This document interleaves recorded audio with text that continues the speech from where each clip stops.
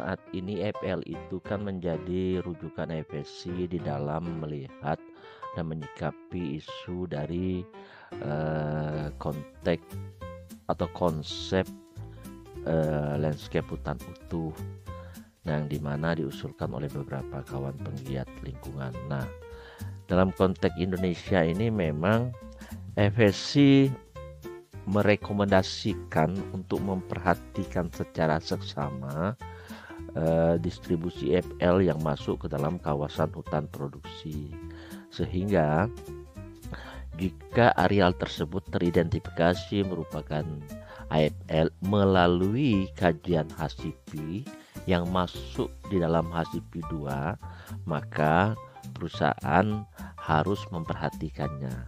Nah, FSC sendiri tidak melarang areal FSC itu dilakukan pengelolaan asal sesuai dengan persyaratan-persyaratan yang dibutuhkan, ada di dalam persyaratan-persyaratan FSC. Nah, untuk FSC sendiri, saya kemarin tuh lupa menyampaikan bahwa harusnya FSC itu adalah lembaga pengembang standar. Dia memiliki standar, mengembang standar, mengawasi pada lembaga sertifikasi dalam menggunakan standar itu sebagai wasit di lapangan untuk memperhatikan apakah perusahaan-perusahaan yang masuk ke dalam mekanisme sertifikasi itu sudah memenuhi syarat untuk dapat dikatakan melakukan pengolahan hutan secara baik dan lestari.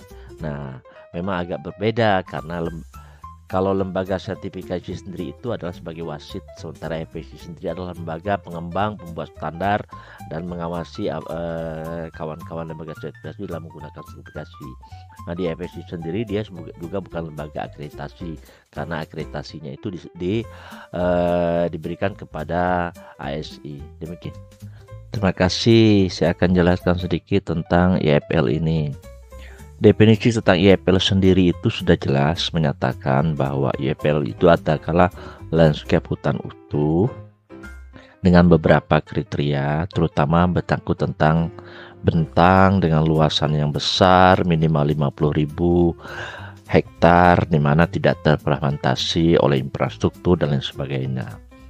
Definisinya itu sebenarnya jelas, tapi akan menjadi rancu itu ketika dituangkan kawan-kawan dalam melihat prinsip, kriteria dan yang ada di dalam FSC, karena jelas bahwa di FSC sendiri itu EPL itu masuk ke dalam HACCP 2. Dan HACCP 2 itu mengacu kepada landscape hutan utuh dan dia merefer kepada EPL. Nah, ini yang menjadi rancu karena kawan-kawan melihatnya itu seolah-olah hutan di Indonesia itu masih ada yang tidak tersentuhkan, padahal kita mengetahui hampir seluruh hutan wilayah Indonesia itu sudah dimasuki dengan akses, tetapi memang masih ada kemungkinan tertentu yang masuk EPL karena akses mereka hanya meramu, berburu, dan tidak buat terfermentasi. Nah, khususnya untuk wilayah Jawa memang teridentifikasi ada EPL, dan itu pun sangat sedikit jumlahnya, dan itu masuk ke dalam kawasan-kawasan konservasi seperti Taman Nasional dan lain sebagainya. Hampir tidak ada yang masuk di dalam kawasan hutan produksi. Nah, seperti Kalimantan, terutama di Kalimantan Tengah, Kalimantan Timur, dan Kalimantan Utara yang itu masih banyak tersisa EPL-nya. Sementara Kalimantan Barat sudah tidak banyak lagi.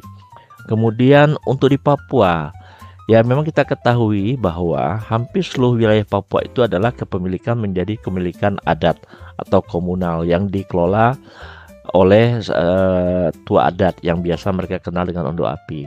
Nah, hampir semua wilayah-wilayah adat itu selagi ada akses, baik itu berupa jalan, baik itu berupa sungai, hampir semua sudah dimasuki oleh masyarakat adat itu, dan itu semua untuk kepentingan livelihood mereka.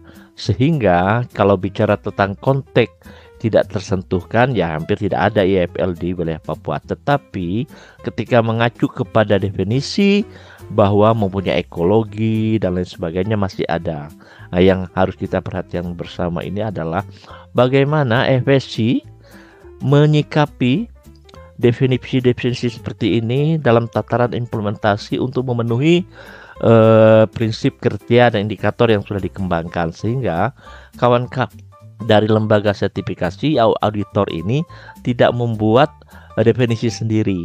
Nah, panduan atau kerangka kerja dalam IFL ini sepertinya harus dibuat demikian rupa sehingga tidak semua orang menginterpretasinya sesuai dengan keinginannya masing-masing.